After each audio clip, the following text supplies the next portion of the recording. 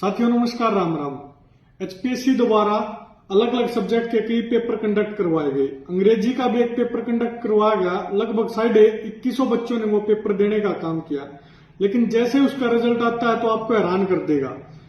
केवल और केवल 151 बच्चों को पास किया गया, जिसमें से लगभग 20-30 बच्चे हरियाणा के थे।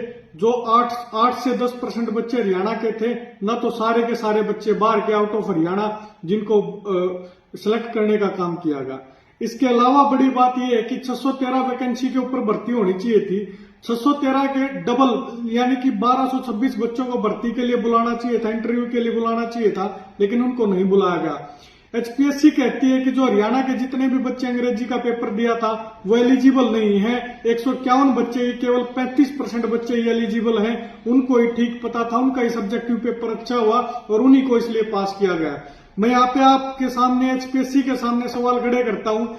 जो यूजीसी नेट क्रैक करता है, जो यूजीसी जीआरएफ क्रैक करता है, इसके अलावा एमए में मास्टर डिग्री में जो बच्चा गोल्ड मेडलिस्ट है उनको भी फेल कर दिया गया, तो पास किसको करने का काम करेंगे आप? ये इस व्यवस्था के ऊपर, शिक्षा व्यवस्था के ऊपर भी ये बहुत बड़ा प्रश्नवाचक चिन्ह है। एचपीएससी की भर्ती प्रोसेस के ऊपर भी बहुत बड़ा प्रश्नवाचक चिन्ह है। इसके अलावा मैं आपसे पूछता हूं, जब ये प्रोसेस जो आपने इन भर्तियों में करने का काम किया है, अगर ये राजनीति में हो जाए, तो साथियों मैं आपसे पूछता हूं, जनता से पूछता हूं, अगर ऐसा राजनीति में हो जाए कि जो भी आपको विधायक कैंडिडेट एलिजिबल ना लगे उसको आप वोट ना कर पाए।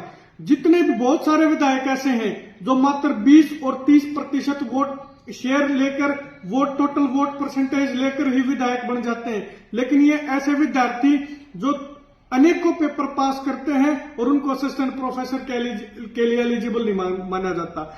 इस लचर व्यवस्था ने आपको कितना लचर बना दिया, मैं आपसे सवाल पूछता हूं।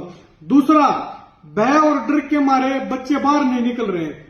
7 से 8 साल में यह भर्ती आई थी। 7 से 8 साल में जितने बच्चे तैयारी करते थे, सबके सब जो ये सोचते होंगे कि दोबारा कोशिश करेंगे, दोबारा अटेम्प्ट दे देंगे, उनके लिए स्पेस नहीं है। जितने भी रिसर्च स्कॉलर हैं उनको कॉलेज में अलग से जिम्मेदारी दी जाएगी, अलग से कॉलेज में पढ़ाने के लिए बच्चे दिए जाएंगे, लेकिन जब वो परमानेंट भर्ती में अपीयर होते हैं तो उनको एलिजिबल नहीं माना जाता है। मैं जितने भी इंग्लिश डिपार्टमेंट के साथ साथ अन्य जो सब्जेक्ट के विद्यार्थी हैं उनसे भी अपील करूंगा कि इस लड़ाई को बड़ा रूप दें, इस लड़ाई को बड़ा करें। सब लोग आपके इस लड़ाई में सहयोगी बनेंगे, क्योंकि ये जो लड़ाई है केवल अंग्रेजी डिपार्टमेंट तक सीमित नहीं है, केवल एचपीएससी तक सीमित नहीं है। ये हरियाणा के बच्चों के रोजगार की बात है, रोजगार का विषय है, और इसके साथ साथ शिक्षा का विषय है। इसके साथ साथ जो इस तरह की गैर जिम्मेदाराना हरकत एचपीएससी द्वारा हुई है, इस जो गलत तरीके से भर्ती करने का प्रयास हो रहा है, उसके ऊपर बड़ा प्रश्नवाचक चिन्ह है, उसको ठीक करने की बात है।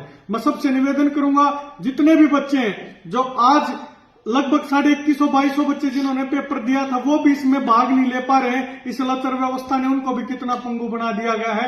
मैं उनसे भी निवेदन करूंगा कि आप इस जो प्रोटेस्ट हो रहे हैं, पंचकूला में हो, रोहतक में हो, भिवानी में हो, कुरुक्षेत्र में हो, कहीं भी हो, उनमें बढ़ चढ़ कर हिस्सा ले और इसको रोल बैक करवाने का काम करें। धन्यवाद।